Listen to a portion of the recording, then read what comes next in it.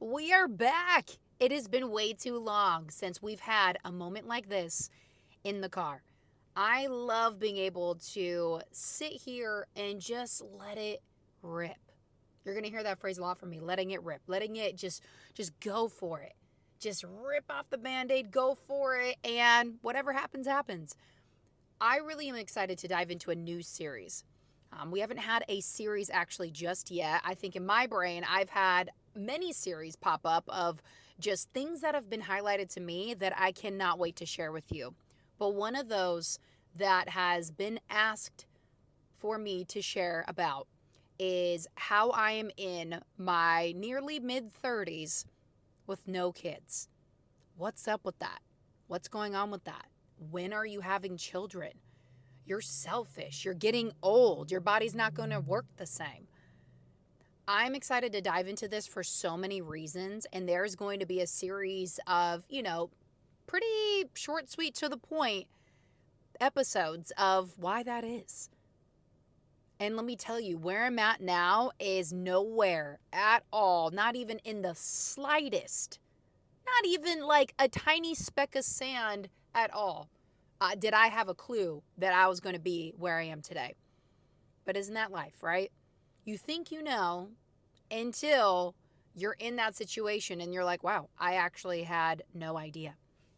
So let's start with I'm approaching 34 this year. It's the year of 2024, January, at the end of January, February 23rd, 2024, I will be 34 years old.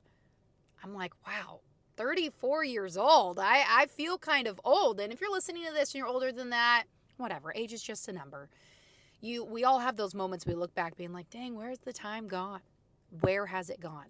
I will say this, and I've said this before, and I will probably maybe even do an episode later on this. I would much rather be in my 30s, and I hear 40s are even better, than ever go back to my 20s. My 20s was a hot mess. I wish I had mentors that poured into me the things that I know now. I wish I wasn't so prideful. I wish that I had more surrender. There's a lot of things that I wish that I had. And I can't wait to even, I heard this recently, where you are right now, what would you say to like your 15 or 14-year-old self, since I'm in my 30s? When you get into your 40s, what would your 80-year-old self say to you? And really like dig into that. Like that is a whole nother direction that I'm not going on this podcast, but I thought that was very insightful to really dig in on. So anyways, here I am approaching my, I guess 34 is kind of mid 30s in a sense, 34, 35, 36. And then after that, it's upper late 30s. But no kids. I've been married for over 3 years, no children. Here's where I wanted to be. Let me just back it up, right? Here's what I had in my mind graduating high school, going into college. My mindset was in my early 20s, I want to find the love of my life and I want to start having kids late as my mid 20s. That's what my plan was. So I now see when I look back on my dating life, and yes, we're going to go into that because it's so like, bing, one of those like insightful moments. Every single relationship I was in, I thought I was in love. Every single one. And majority of those, if not all of them, to be honest with you, I slept with the guy thinking they were going to be the one. We're going to get married. We're going to have a big family. How naive is that?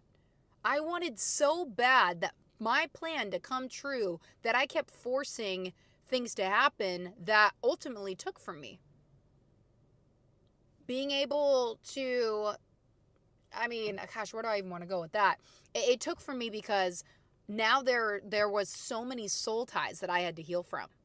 So many, because so badly I wanted to be able to start that family. And at the core of my being, the biggest why is my future family. When I was a news anchor and reporter, when we were out there in the thick of it, I'm like, how am I supposed to have a family with these kinds of hours, these kinds of stories, these kinds of dangerous situations? How am I supposed to have a family with that? And it hit me. I'm like, you're not going to have a family that is going to either A, you're not going to have one, or B, It's not going to be at all what you want. You're going to have to choose your family or your career. And I'm like, what? So obviously, here we are now. I'm not in that industry anymore because I realized it would have to be my career of my family, and that's not a choice I was going to make. So back to the dating pool. The dating pool, I kept forcing, like, oh my gosh, like finding all the reasons as to why this person is the one, right? Yeah, like, I look back on it, and I mean, I will say this honestly, what an idiot. Like, what was I thinking? So I was a serial dater, always trying to find the one because I was so dead set on I want to be able to start a family. So I'm going through life, and I'm realizing in my late 20s, I'm like, you know what? I'm actually the common denominator here. Like, there was things that, ex-boyfriends had said or done that were, I mean, you're out of here. Goodbye. Like, there's no room for that. But I kept allowing certain things to happen, allowing to give myself away, sexually, or allowing them to say things or do things because I'm like, no, I don't want to start over. I do not want to start over. How many of you out there listening or watching this are thinking the same thing? Maybe you're in that boat. Maybe you resonate and you finally found your person. You're like, yes, starting over. It was a terrifying thought, and I didn't want to do it. I know too many people that they should have started over. I feel for them because now they're in relationships or in marriages, and I'm like, man, I feel for you. I really do. So if you're listening to this and you're like, oh my gosh, I just don't want to start over, or that's you. Don't let the fear of starting over blind you to the fact that you're going to have a lifetime of misery with the wrong person, because you know it's going to be wrong. Yes, there is, like, I have love for that person, but in love, they are my person. They are my soulmate. They're everything that I could have ever wanted. And they come with flaws. Don't they all? Like, do not let the fear of starting over stop you from being in a lifetime of misery. I'm just going to leave that right there. So in my late 20s, I kind of had this epiphany of like, you know what? I'm over this. Like, I'm done. And you've heard this story a little bit before. I cannot wait to bring my husband on the podcast to really be able to have a series of that. We used to have a show, I've shared this before, called The God-Given Couple on Facebook. We'd go live, and we did it when we were dating, engaged, a little bit when we were married, and then we just, a lot of life happened, and we stopped going live on Facebook and talking about that. But we had so many people reach out to us being like, oh my gosh, I needed that. Oh my gosh, you guys are an inspiration. Oh my gosh, ... So the way that we came together, I had one of these moments, and how old was I? I believe I was 29, if I'm not mistaken, 29, something like that. And it hit me. I'm like, you know what? The guy that I'm dating now, this isn't going to go anywhere. Like, this isn't going to go, it's just not. It's just not. I just knew that it wasn't. And it was like a light switch turned off. I'm done dating. In my mind, I'm like, I'm going to be 40, massively successful in my career. That's going to be my focus. It's just what it is. Like, I am done playing around. So then the Lord audibly spoke to me. And I know I've shared this before. Audibly spoke to me and said, turn around. There's your husband. My husband was sitting right there. We happened to be on a business trip together, him, his brother, his brother's wife. I was speaking at that event, so was his brother. And, we were friends at the time, and it just clicked. And I never saw Johnny that way, but it clicked.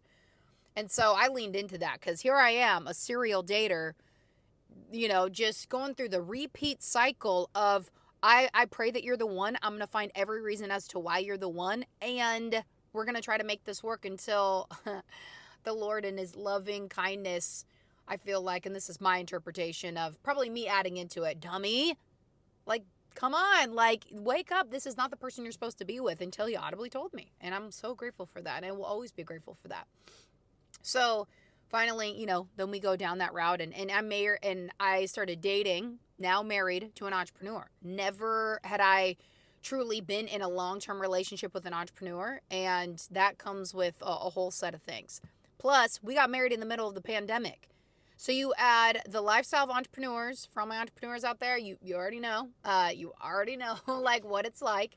For those that don't, I will get to that in a second. And then you add the pandemic into there. We're thinking the world's going to shut down. Like, people are dying. Like, the government's pumping in fear all over the place. And we're like newly married. And mind you, we've only been dating. We were dating, engaged, and married. Dating, engaged, and married in 11 months. So it was quick. So you have all these factors that we hadn't lived a lot of life together. And there was things that we had to discover. Anyways, long story short, I mean, there was just a lot of things. And it's like we were both like needing to go through and grow through a lot of things before we even entertained having kids. But I will tell you, I had many conversations with my husband of like when are we going to start having a family? Like, I'm getting old. I'm getting old. That's what society tells me. That's what I feel like. I'm going to be an old mom. I want, like, I always would say my ovaries are ready. Every time I would see a baby would look at me. It would have this, it was just like this connection of like, yeah, you're ready. Like, you are ready to have one of me, have a little baby. And I'm like, I know. Babies love me and I love them. And I was just like, okay, like, what is the deal? What is the deal? Coming up in other episodes, I'm going to really dig into more of that struggle. I'm going to dig into revelations that were revealed to me years later.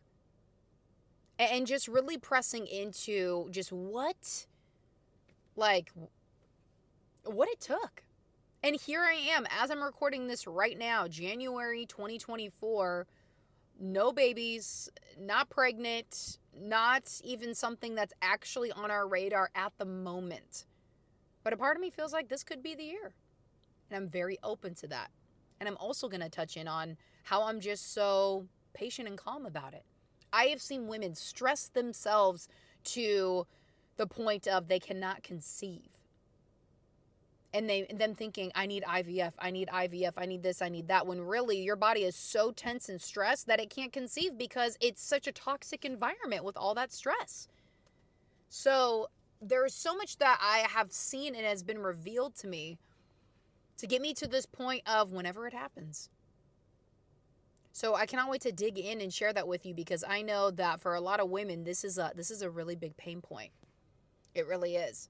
I even want to speak to the men. I want to speak to the men that are, a little bit older, that haven't jumped into that as well, from the conversations my husband and I have spoken about, and just really learning that perspective. I really feel like as women, we need to learn the male perspective. We need to learn and take time to understand them. Men, same thing. Because if we don't, then how are we ever going to understand the other side? But here's why we don't necessarily think right off the bat of understanding the other side. It's what I want. It's what I need. I, me.